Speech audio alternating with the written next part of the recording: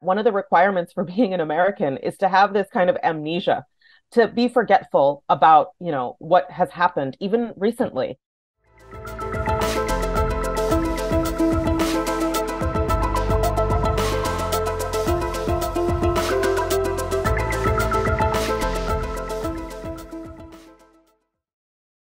Welcome to Overlap, brought to you by BreakThrough News and Wave Media. My name is Nazia Kazi, and I'm Associate Professor of Anthropology and author of Islamophobia, Race, and Global Politics. Overlap is a global conversation with rotating hosts that is based on a simple concept. While US elites are working to build a new Cold War environment with China, we want to do the opposite, with people-to-people dialogue and virtual exchanges that show how much we have in common and how much we have to lose from a new policy of isolation and demonization. I'm excited to be joined by Albert Wang, a key opinion leader across Chinese social media. Welcome to the show, Albert. Hello, Nazia. Thank you for having me, and it's great to be back. Maybe I can tell you a little bit about what actually took place there and what's happening here in the US, and then we can hear from you about how folks in China have understood this event. So basically what happened last month in early February was a train operated by a company called Norfolk Southern. It derailed, and on board this train were poisonous chemicals. And what happened after the train derailment was what was called a controlled burn. So authorities decided to basically deal with this derailment by setting the materials on fire. So now we saw these poisonous chemicals being released into the air and water. And many experts have said this might turn out to be the biggest environmental disaster in American history. Well, actually, that was the first disaster. The second disaster was the response from the US government, or maybe more appropriately, the lack of the response. But before we get into all that, I think it's important to take a look at kind of the recent history. So just a few months ago in the US, rail workers were actually on the brink of going on strike. And the reason for that is because rail workers in America have dealt with increasingly difficult work environments, really no kind of paid sick leave. And this is especially important during the years of the pandemic. And then very few safety protocols on American trains. So our trains are longer, they are less safe, and they have essentially been deregulated to a large extent. They also use really, really old technology. I mean, technology from the 1800s. And then over the past several decades, we've seen massive layoffs in the rail industry. So there are fewer workers to operate these, longer trains. So that's really important backdrop to what we saw happen in East Palestine.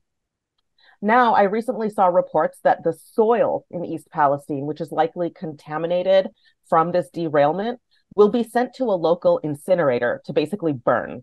And this is the company that runs the incinerator, that has a long history of clean air violations. And so I think residents of East Palestine and the neighboring towns are worried that this is going to end up not only contaminating their water, but contaminating their air. I mean, this incinerator already burns waste from the US Department of Defense, so the military, and has gotten in trouble in the past for contaminating the air. It's important to note that the US military is actually the biggest polluter on planet Earth. So that's really important. I think it's important to know that, the federal government's response has been extremely weak. This should have been a disaster, declared a disaster immediately. The federal government hasn't really forced Norfolk Southern to take accountability. There is a small pool of money, something like $1,000 per family in place, but it's very hard to get, and it's not eligible for all of the residents of the town. So the emergency response has been really, really weak. And of course, this is from a government that recently sided with the owners of companies like Norfolk Southern against rail workers in the issue I was just naming earlier. Recently, it was announced that some federal authorities are going to go door to door in the town and ask people about their symptoms. But it's important to know that this is only after there was sort of much public outcry. It's in response to that public outcry. We're hearing now that the CEO of Norfolk Southern, Alan Shaw, may appear before Congress to report on what happened. But the problem is, of course, that US Congress is packed with pro-business individuals. And they have sided against rail workers, they have sided against safety regulations, and they have sided on behalf of the rail companies time and time again. The governor of Ohio, Mike DeWine, he's a Republican, and he himself and his Republican Party have received hundreds of thousands of dollars in political donations from the company Norfolk Southern itself. So it should come as no surprise when we see him really downplaying the severity of this crisis time and time again. So that's largely what we've seen here in the US. But I'm curious, Albert, to hear what folks in China have heard about this accident, and what are the main points that the public in China hears about with regards to this incident. Thank you for your information. And what I want to mention before my answer is that, first of all, this thing is happening in the United States. And for the Chinese people, it's quite curious for us that because we learned this information firstly from Twitter, not from like CNN or Fox News, those nation-level networks. It's the first thing. So at the very beginning, a lot of the people don't even think it is something true. Are you guys making some joke or something else? So, but later on, people found out that it is actually happening in the United States. So after that, the Chinese society holds a very diverse position on this incident. I have to mention that as the conflict between China and America deepens, so many public opinion about America is actually reflecting the stand and the view of each interest group in China. So not many people care about the truth for the incident. For example, there was a news I read about an accidental death of a 5-member investigation team on its way to Ohio. I later found out that the investigation team was actually heading to another place and had nothing to do with the Eastern Palestine incident. But for many Chinese netizens, they were happy to make a connection between these two things, these two events. So in this case, people who are concerned about the truth of the incident itself are actually not willing to express much opinion because they don't want to get labeled as pro-American. So that was the first discussion. The second discussion is focused on why the US media is not covering this story. So many people found out that only the local media reported this accident. The national level media, such as like CNN or Fox News, like I mentioned, didn't pay much attention on this matter. Actually, I read one article about this on the health section on BBC, the website. Yeah, they didn't pay much attention on this. At the same time, the so-called Chinese spy balloon incident was so like heavily reported. So there are a lot of the people who would choose to believe the US wanted to cover up the domestic disaster by reporting heavily on a conspiracy theory against China. Well, the third group concerned about the development of infrastructure in America. And this part, in my opinion, is the most valuable one. There is a very famous video that has gone viral in China showing a train moving so carefully on an old American railway. Many people are surprised that, as a world hegemon, Americans can strike anywhere on the globe within 24 hours, but has no way to maintain a good railway system. I understand most of you guys don't really like Donald Trump, but I remember clearly that his campaign team once said it would take only $1 trillion American dollar to renew all the transportation infrastructure in America. The White House spent 20 years and $2 trillion in Afghanistan. And this country is like still the same as it was 20 years ago. Since the infrastructure in America has very poor investment, some of them are becoming Afghanistan level. So just think about it. Just think about it. If Americans can spend that much money on construction, then today, the White House and state governors, they can all happily happily brag about their accomplishments without having to think about how to fix the employment number on their statistical report. So, I mean, for the Chinese people, like 40 years ago, like my parents, for their generation, American was like a teacher for us, like a model. You got beautiful roads, well-connected highway system, and well-connected railway system. We wanted to be the same. We learned, we chased, we tried, we built, we accomplished, we broke so many records. And 40 years later, we Chinese, we also have beautiful roads. We have magnificent bridges. We have well-connected railway system. But things are falling apart in the United States. I mean, we don't want to be the same. So what happened to America? That was a good lesson for us to learn. After all, I mean, I do have the question, who is going to be responsible for such an accident? Because, you know, we had a high-speed train collision in 2011. This incident finally led to the stepping down of the Minister of Railway and a reorganization of the ministry. So what's going to happen in America, and who is going to be responsible? What are the causes of the tragedy? You know, if you were paying attention to the mainstream conversation in the American media, which you're right, it's very sparse, very little attention is being paid to something of this magnitude, you would go away thinking, you know, it's either one political party, the Democrats, or the Republicans who are responsible for this. So right now, you see this blame game in the American media with both parties trying to blame the other. So the Democrats are saying, you know, it was Donald Trump's deregulation of the rail industry that was responsible for this. And then, of course, the Republicans are trying to point a finger at Pete Buttigieg from the Biden administration, who is the transportation secretary. But the fact of the matter is both parties are actually to blame. So it was Donald Trump who made some key deregulation of the rail industry, but it was also Joe Biden who sided with the railroad industry executives against rail workers. So to your question, like who's going to be responsible for this and who's going to pay for this? I take my cues from American history, which is that the people always have to pay for corporate wrongdoings. The people in the US are always left holding the bill for corporate crimes. So in the way of history, let's take what happened in 2008, where there was a mortgage scandal, and it was found that the finance industry had basically broken the law, given illegal mortgages to countless American workers. Both Bush and Obama sided with Wall Street, and what we saw was a massive wave of evictions, where ordinary Americans saw generations of wealth wiped out.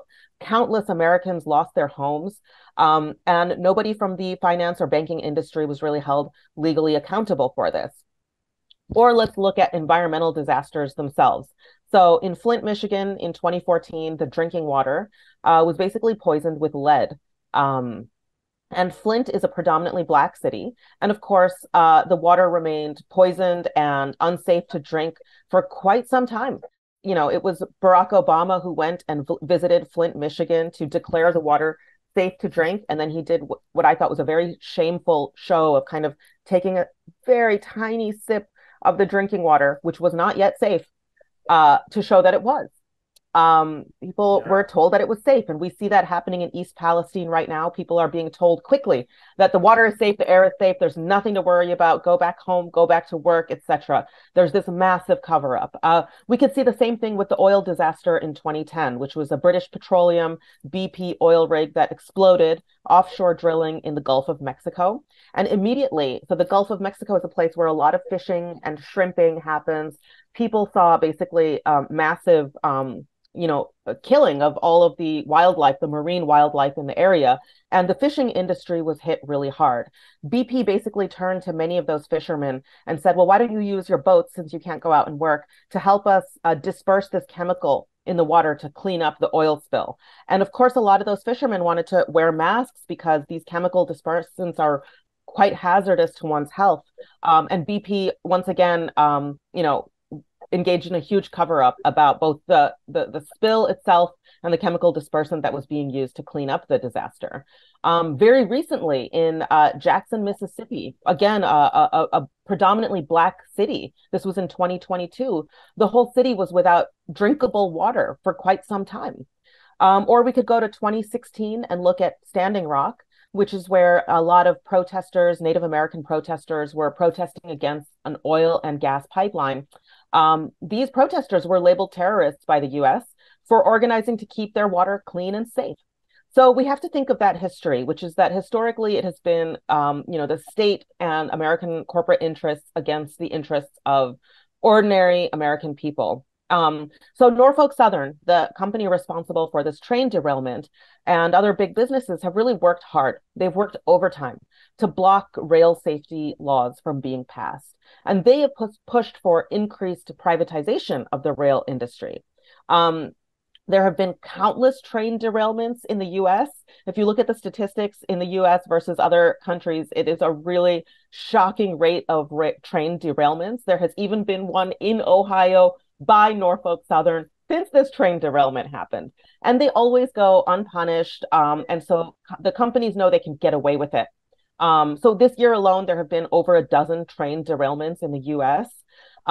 In 2002, a train crashed in North Dakota that also had dangerous chemical on board. And thousands of people were trapped in their homes, were not allowed to turn on their heat because there was a risk of, explosions or fires catching. And I think, most Americans have not heard of this incident. It is buried deep in there, and so I think if we're going to ask who, is going to be held responsible, history tells us that it's always the American people that are responsible, that pay the price for corporate wrongdoing. Yeah, I mean, that is quite sad, especially when you mentioned the 2008, the financial crisis. I remember one of my classmates back in high school, his family lost their home during that crisis, and his parents got divorced for that reason, and that was sad. Absolutely. I mean, we really absolutely feel the results to this day of the housing crisis. And, what it showed us was both our political parties will side with the major financial interests against ordinary people. So I think we have a public that is very disillusioned by the role of the state. Now, I want to turn to you and hear a little bit about the Chinese context where, in China, it seems essential industries like railways. I mean, I want to know, how are they run? Are they privately owned? Are they state run? Are they nationalized? How does the public in China see the nationalization of industries and corporations? Are they supportive of it? Why or why not? Okay. Actually, railroads are fully nationalized in China and fully under control of the government. So China's railway system are state-owned, and we had a Ministry of Railway, which was later reorganized into a state-owned enterprise. It is responsible for operating, maintaining, upgrading, and planning the railroads. However, it was not state-owned before the establishment of the People's Republic of China. So before 1949, Chinese people we began to build railways since the 19th century, when China was still under the rule of the Qing dynasty, which was like ancient time for us. So, however, many Western powers, such as the UK, France, Japan, whatever, saw that was a good way to invade China. So they took control of Chinese railroads through like war, unequal treaties, or debt traps. Therefore, the railway system is seen as a very important symbol of independent sovereignty in China. So after 1949, the state took full control of the railway system. Actually, not just the railway system for those things that matter to national interests, national security, and people's basic needs. They are all controlled by the state, like roads, electricity, water, telecommunication, things like that. For many Americans, when they hear about nationalization, like they think about Soviet Union or they think about a big red monster. But please don't be so dramatic. In China, state-owned enterprises have gone through so many reforms and are very market-oriented in their management. So you can even buy their shares, actually. The meaning of state-owned here is that the government has to be the biggest shareholder, has to have the power to make a final decision. Well, economically, China is a developing country. And just because we are growing fast and are the second largest economy today doesn't mean we have resources to waste. Well, when the United States developed the railways in 19th century, there were often several companies developing the same section of the line, which is a waste of money or resources or manpower. China's railroads are well planned and will not let this thing happen. We don't need to build 10 railroads between Beijing and Shanghai. We just need one. So in 2019, the year before the pandemic, during the Chinese Spring Festival, there were 3 billion trips made in China and they were properly arranged.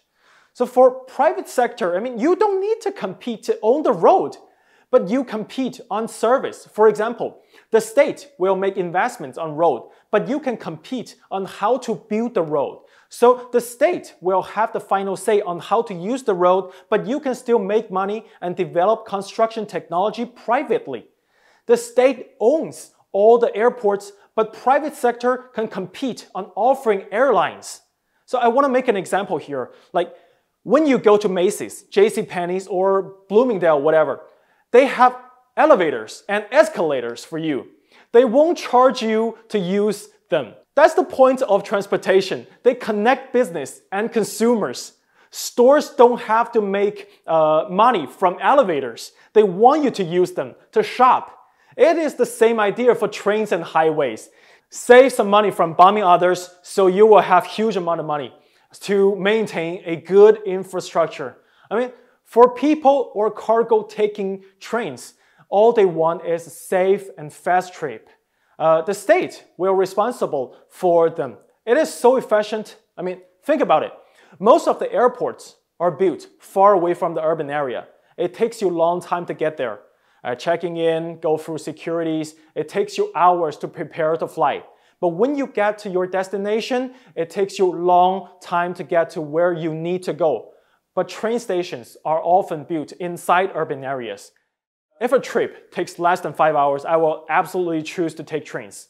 So actually, I barely fly anymore. So that's my answer. I don't want to represent other Chinese, but for me, some level of nationalization is great for the general benefits. What about the public opinion on this in the US? Do people in the US support the privatization of these industries, and why? You spoke of the big red monster, and I think you couldn't have said it better. In the US, we are kind of force-fed the language of privatization. In other words, we are taught that the privatization of industry is taken for granted in the US. People are taught to believe that running things for a profit motive rather than for what serves the public the best, that is better, that will do better. We are taught this from a young age. Privatization is sort of the lifeblood of this country. We're not taught in the US about the vast successes of countries. What you're describing about how, the nationalization or the partial nationalization of major industries have been vastly successful. We're not taught that. We're not taught about the countries around the world who devote a massive part of their government expenditure to social welfare spending, to public transportation, to public housing.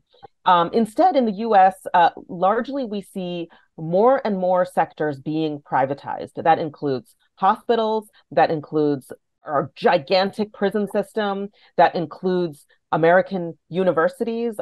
American universities are largely real estate institutions, even public universities, even universities that used to be free. Now these universities are institutions in which students will go into a lifetime of debt to get a degree, a university degree, astronomical debt.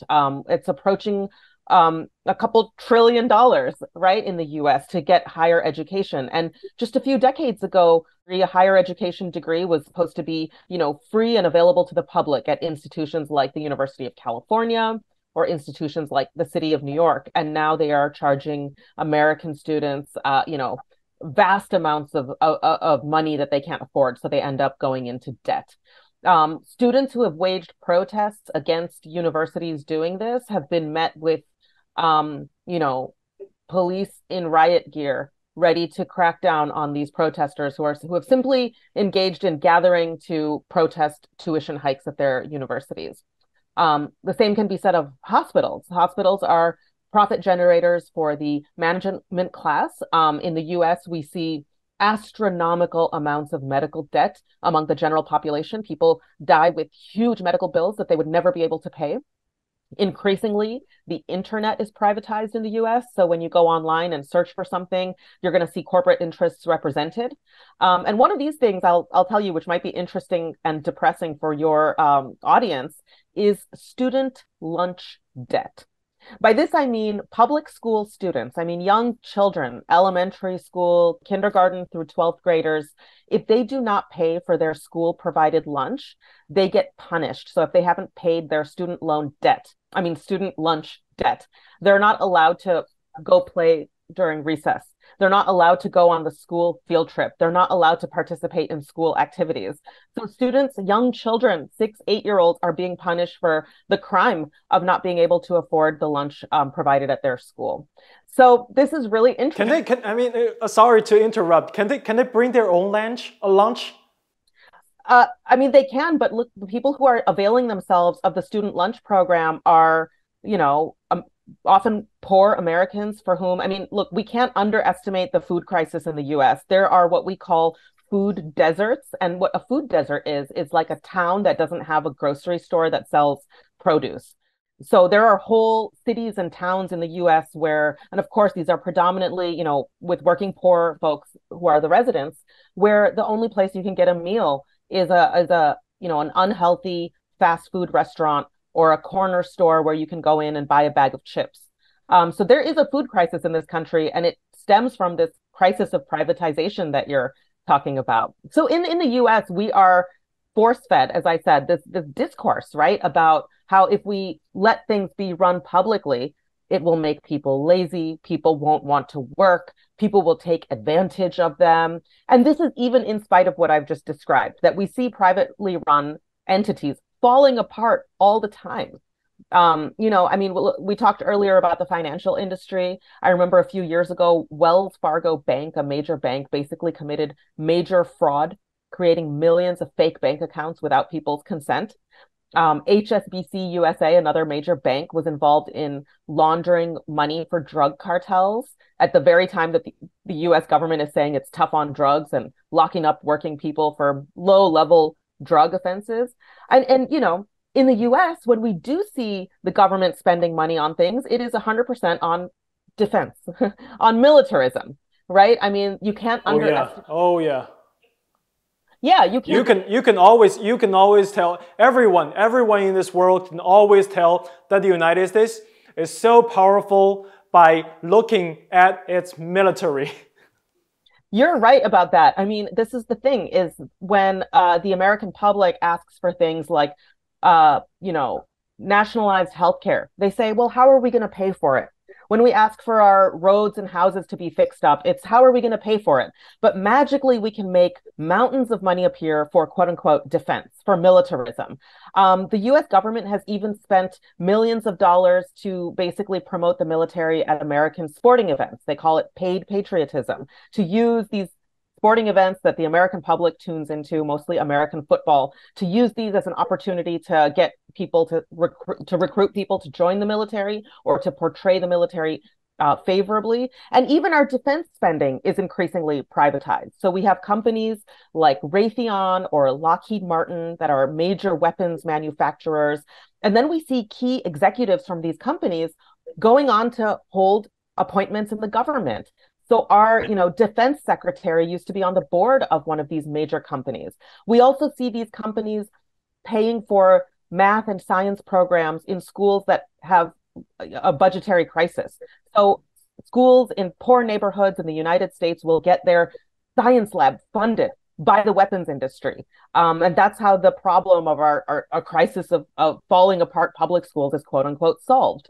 And this really stings for working people. People in America see their communities underinvested in, and then a hyper investment in the military apparatus. And so it's a really kind of tragic thing.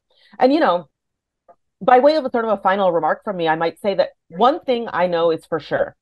This is not going to be this East Palestine train derailment disaster. It's not going to become a part of American history the way it ought to. I spend a lot of my time as a researcher looking at American forgetfulness.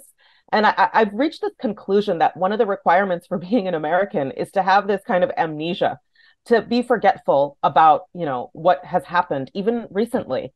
So I opened up the main news page on my phone this morning, and I did not see one mention of East Palestine. They did mention Chinese spy devices in a very, you know, paranoid headline.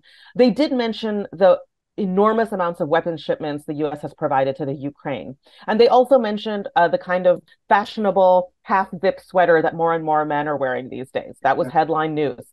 And there was no mention of East Palestine. So this kind of forgetfulness, it's a necessary ingredient of the kind of crises we're talking about. It wouldn't be possible if the American public were not so willing to forget the crimes of 2008. We're not so willing to forget the crimes at Standing Rock. We're not so willing to forget what happened in Flint, Michigan, or Jackson, Mississippi. And I'm sorry to say, I worry that we are going to forget what happened in East Palestine. Yeah, I mean, I think it is sad, and it's almost making people angry to hear those people from the companies and government to tell the people, oh, it's going to be okay.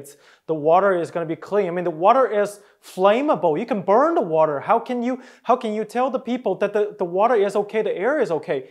I mean, well, sometimes we have to admit that we as the human being, we are not powerful enough. Our technology is not advanced enough to clean those mess.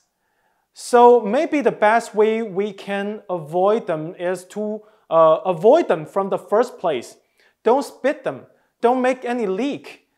Put more investment on upgrading and maintaining a good infrastructure. Like, you don't have to pay a lot. I mean, it's definitely going to be less than the money you spend on military. You can create a lot of the jobs by invest in infrastructure. Oh, by the way, I have a question. Have you ever taken trains in America? Because I know that since you're in Philadelphia, I know that the line between Washington, D.C. to Boston is one of few that profitable in the United States. So what is your feeling from taking trains, if you have taken one before? Thanks for the question. You know, the American public typically doesn't take trains. Now, I live in Philadelphia, as you mentioned. I used to live in New York City, and New York City is one of the few cities in the United States where you can easily kind of get by without a personal automobile, without your own car. But that's not unusual in the US. And even in New York City, you've seen train stations that are, you know, the trash collects there, where they get flooded when it rains. They're not as high quality as what you might see around the world. And here in Philadelphia, we do have a local train system that I take frequently. It is affordable, it is convenient, but I will tell you that there has not been a single time that I have boarded the trains that I haven't seen needles discarded on the train from heroin use. That literally happens in front of you on the train. You will see people consuming drugs. Philadelphia is a city in which the political class has really neglected a massive crisis of drug use and abuse. And it shows up on our public transportation system. So a lot of people typically don't feel safe taking these trains, or are worried that they will encounter, having to step over somebody who has passed out. The number of times I've had to check if somebody on the train platform is alive or not is a common event in Philadelphia for those of us who take the train. So we do have the infrastructure somewhat built to take these trains, but once again, we see that they reflect growing kind of neglect for the needs of people in Philadelphia. Wow. Yeah, I have read some history about the interstate highway system. When President Eisenhower started to build the interstate highway system, I mean, the car companies, they kind of hijack the whole planning, making highways go through cities, cutting like minority areas into pieces and not having entrance in minority areas. I'm always curious how come the big companies and those capitalists, they can always like hijack things in the United States. It's almost unbelievable. It really is, you know, and we in the US have been sold this idea that having your own vehicle to drive from point A to point B is some kind of freedom. You're free to go where and when you want. And we're not taught about what you're describing, which is how making private, you know, individually owned private vehicles that are terrible for the environment has really decimated our cities and our towns across the country, and how there's been a kind of assault from the top to make sure that we rely on these vehicles. So increasingly, you know, I mean, people who care about urban planning, people who care about the environment, push really hard for more affordable, high quality public transit. But it is such an uphill battle in the US because of the forces that we are up against. A range of private interests in this country, they are really actively engaged in lobbying American politicians to make sure that this does not become a priority. Yeah, I mean, true. I went to high school in Los Angeles. Don't take me wrong. I have great friends. I have great classmates, great teachers, all like great people. But wow, the traffic in Los Angeles, that was not a good memory. Yeah, it's a notorious stereotype about people from LA that they spend hours a day behind their car just inching along, you know. And Los Angeles is such a beautiful city. If it were connected, people could get around without, you know, needing to sit on these crowded highways. That would be really something. Well, thank you so much for having me on today. I learned a lot from you, and it was great to be in conversation with you today. And I really hope we can meet again and have another conversation in the future. Yeah, it's great. It's great talking to you.